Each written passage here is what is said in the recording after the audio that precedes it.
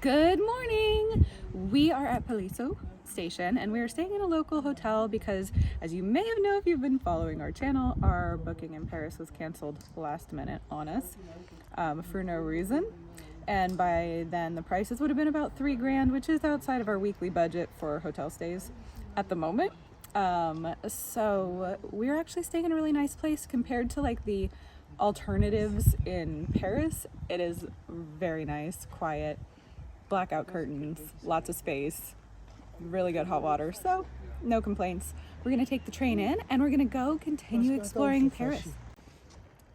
So we decided we had tickets to Sainte-Chapelle, and they were early in the morning because we were supposed to be staying right there by Sainte-Chapelle, but instead we decided to sleep and not wake up early.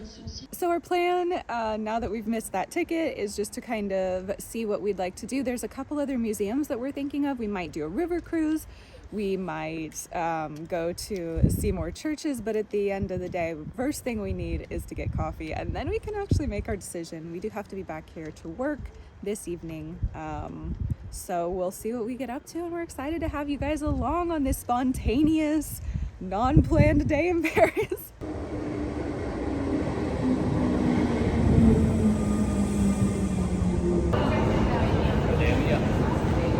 Welcome to Paris.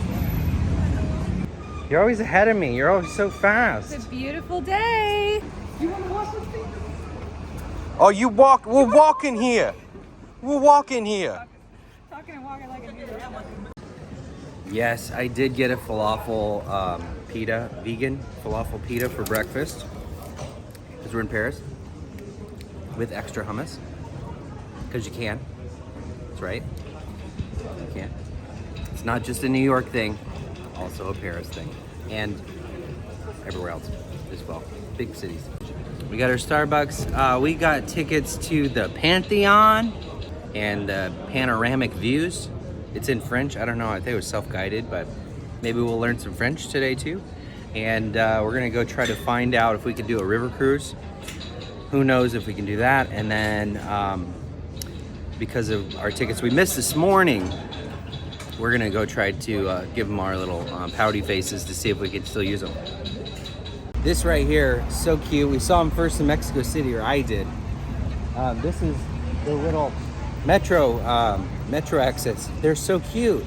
They're straight up out of like a Disney Halloween movie. It's amazing. And maybe that's where Disney got all of its ideas, I don't know. But this falafel is legit. The hummus is a little bit more runny, which I like. It's got tahini in it. And it's like I fully loaded, you know, self-guided tour on the falafel. It's very nice. This is one of those things that I would eat 3 times a day if it was down the street from where I live. Easy, so easy. Okay, we made it to Sainte-Chapelle. We went through security, and it's connected to the Palace of Justice, which was a bit confusing, but they let us in so far with our tickets, so we're technically not inside yet, but hopefully we can make it.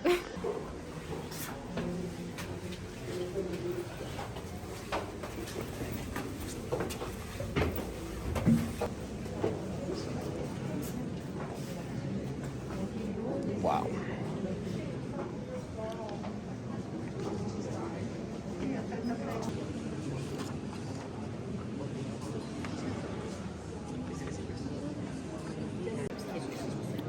Coming upon the main chapel, quickly realized this was a work of art. It took several hundred years to finish its construction. Now, from what I understand, this is the royal church, royal chapel for the rulers of the day. So the most important people could come and have church here. And what you see behind me and to all of my sides are 1,100 scenes depicted, majority from the Old Testament, but then you have the scene directly behind me in the very center are individual stories about the Passion of Jesus, but all across from our right and our left are broken out into different sections. The majority of the most important Old Testament books, the ones that stand out in terms of story form and some individual characters. So we've got Christ's Passion is straight on, and then John the Baptist, and then alongside with the person in the book of Daniel to our right here, the third one over, Ezekiel. That's the most symbolic one. And then over here to our left, we've got St. John, and also the childhood of Christ. So When we first came in here, it took my breath away. And it wasn't just because we went around in circles upstairs leading into this room. It actually was just like, awe-inspiring, breathtaking, beautiful.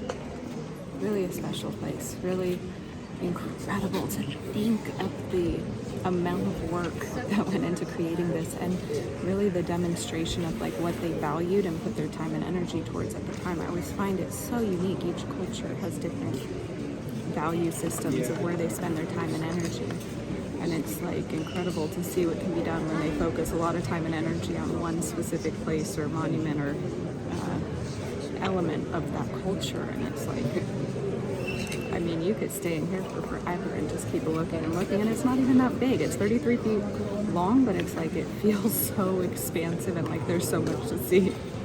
I don't think I've seen anything like this before in this scale. Now, we've been to a lot of churches,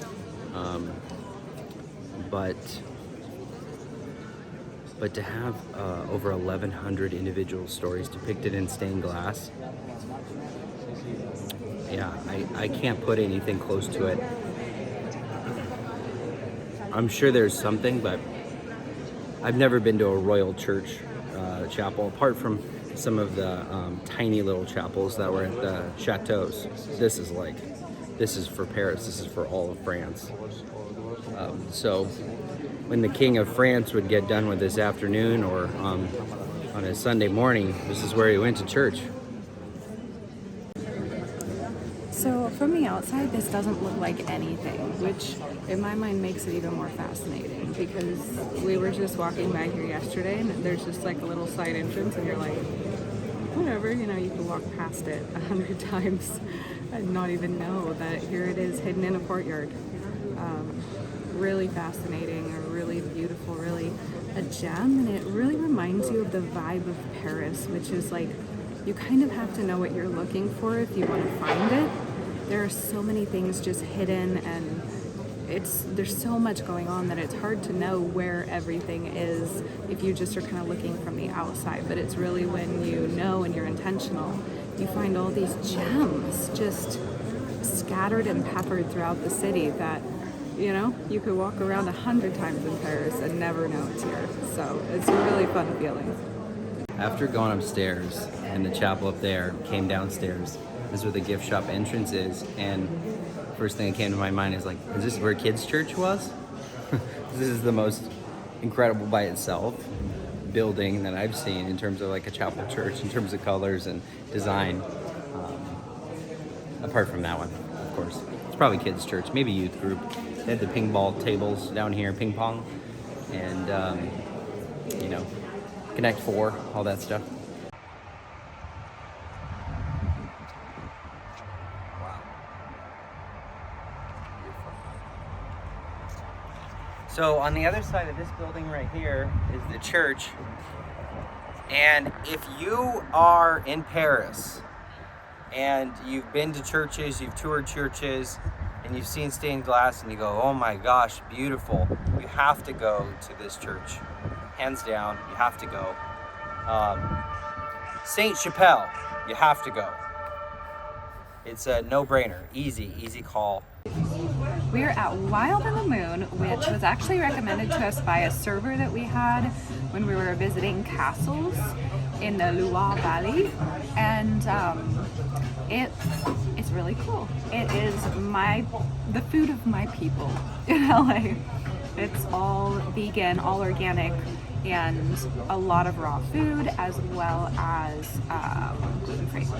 So we're gonna try it out, and just happy to have the option. It's been a while since we actually got to go to a dedicated vegan restaurant, so I'm really happy to be here. is a blueberry scone. It's very different kind of density than the scones that you would typically see. But look at how lovely that looks.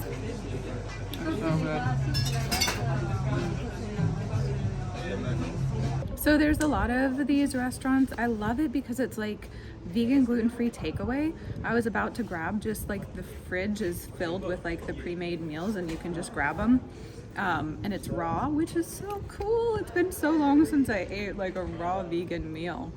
Used to be my main go-to, but it is hard when you're traveling. So I almost just took several of those and I was like, I'm just gonna carry them with me, but Jeremy made a good point. They might not let us in different buildings with food, so.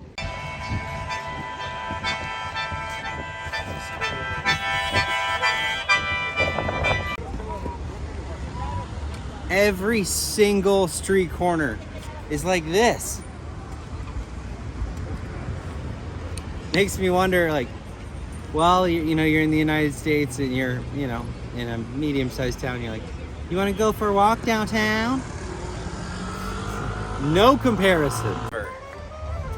Stuff your face on the river looking at cool stuff in Paris. Unless you're me, at which point you check the menu and realize that you're going to be eating raw lettuce leaves for your whole meal. Because you can't eat their menu.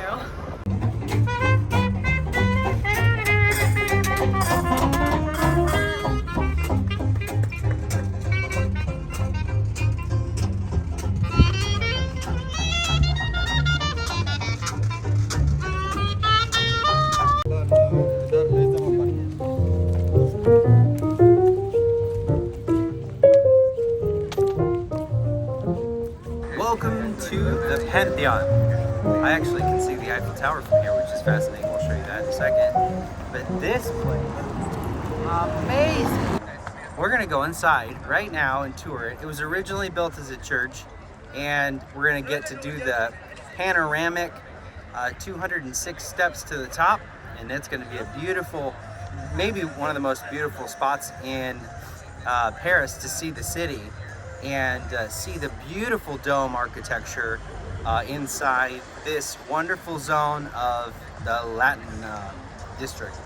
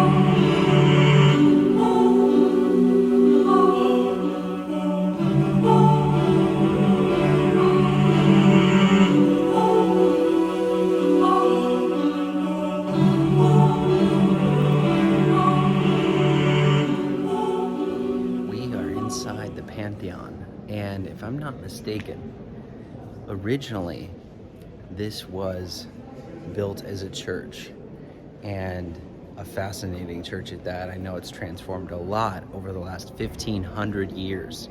Apparently the bathrooms are in the crypt. Of course they are.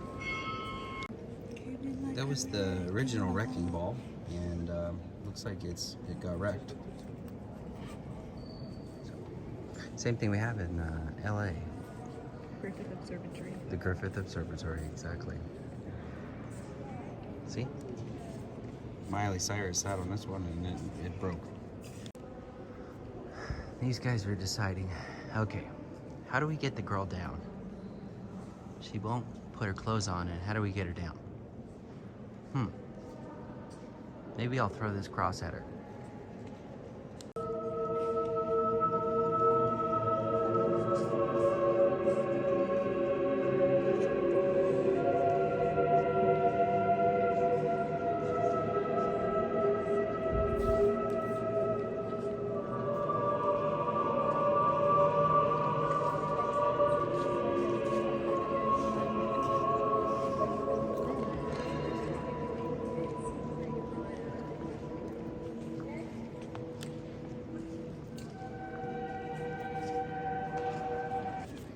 King Clovis actually commissioned the basilica in 507 to be his tomb when he died.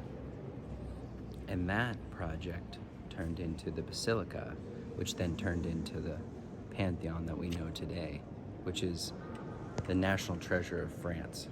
So, very fascinating. It's a magnificent building. You want to be quiet in here. I'm trying to be quiet because it's just so grand. Kind of just takes all the air out of your chest.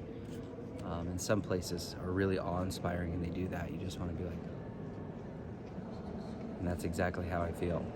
You look down, it's grand. You look up, it's grand. You look to the right, to the left, and it's grand. The murals on this, on these walls in here, are done in a very, very beautiful, colorful way. And I know they've probably been restored over the years. The majority of the Pantheon that we know has been finished up in the last couple hundred years. So it explains how new and clean and fresh. The feeling inside is probably a very similar feeling to going inside the Capitol building in the United States if you've been in there. But this is more grand, I believe, and we also have timed entry to go to the top. So, got to get my steps in. My quads are asking for a punishment, so we're gonna do that today too. We're on our way down to the crypt. That's where all the fun stuff is. We're supposed to be quiet, so we'll see.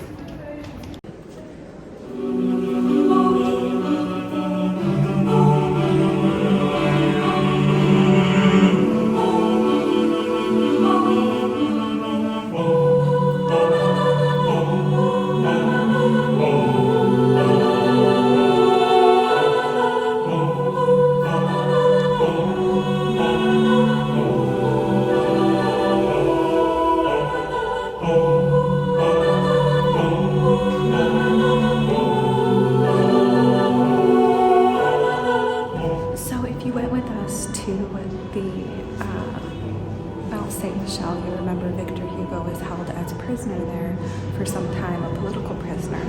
He wrote Les Miserables as well as many other political pieces of the day that really kind of rallied people towards a different view than the opposing side. And so here he is. It's crazy to think about.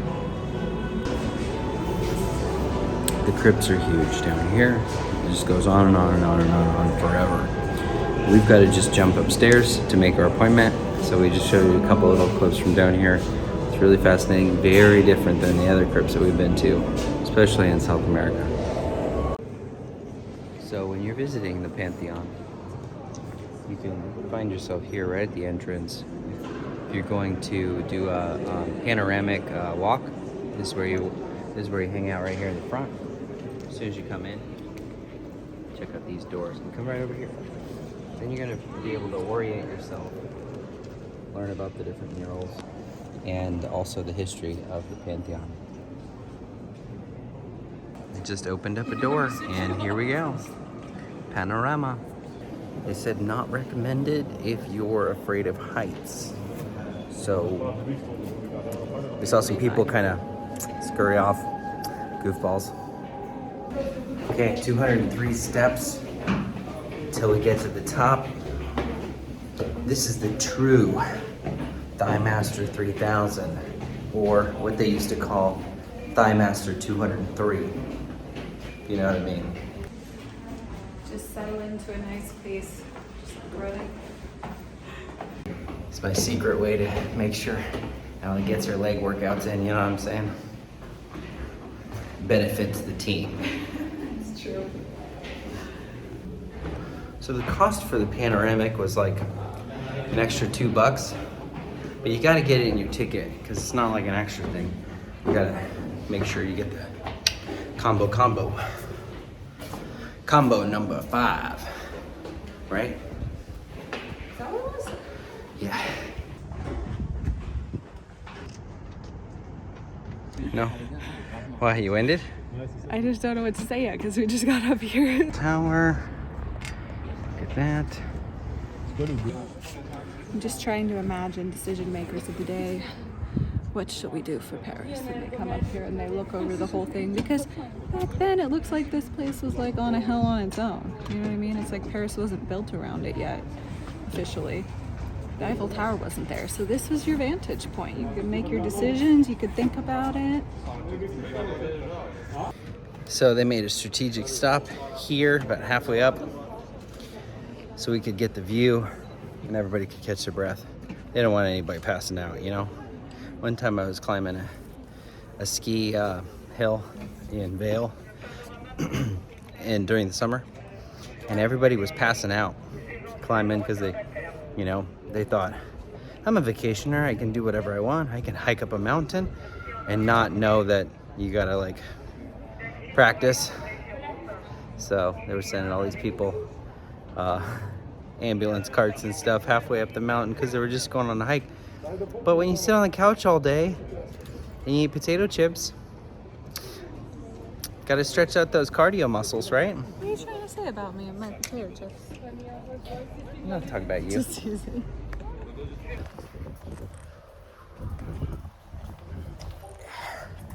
Who's on top of the Pantheon? We're on top. Always on top. Look at that. The French flag is popping. Our tower's popping. We're at the top, guys. The Arc de Triomphe looks so simple.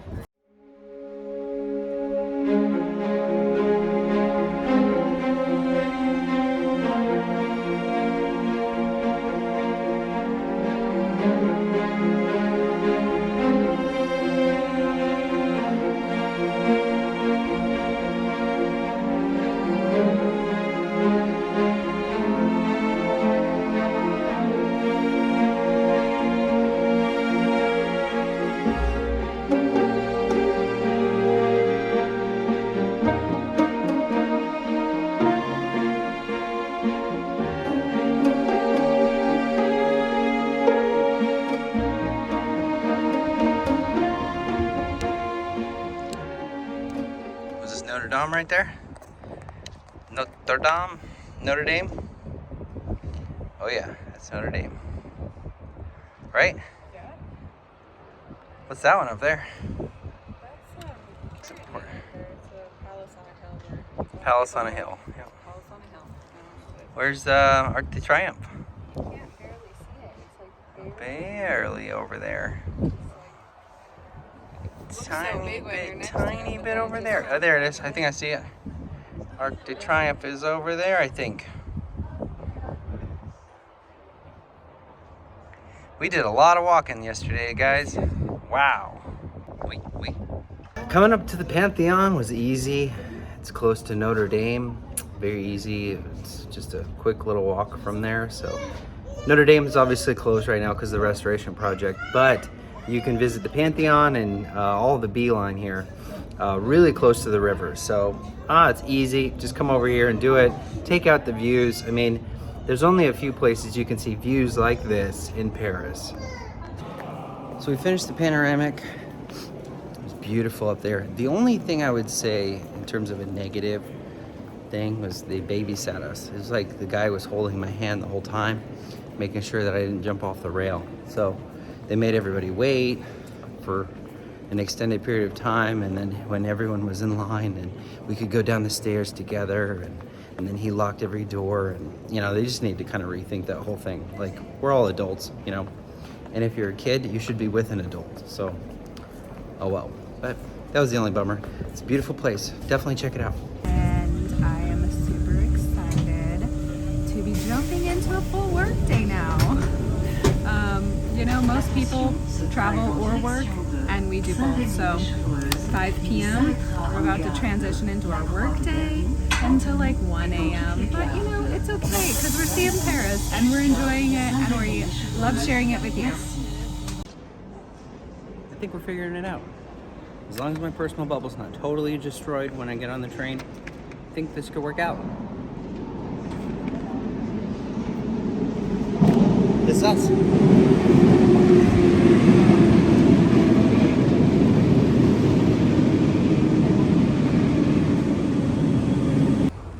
Thanks for watching.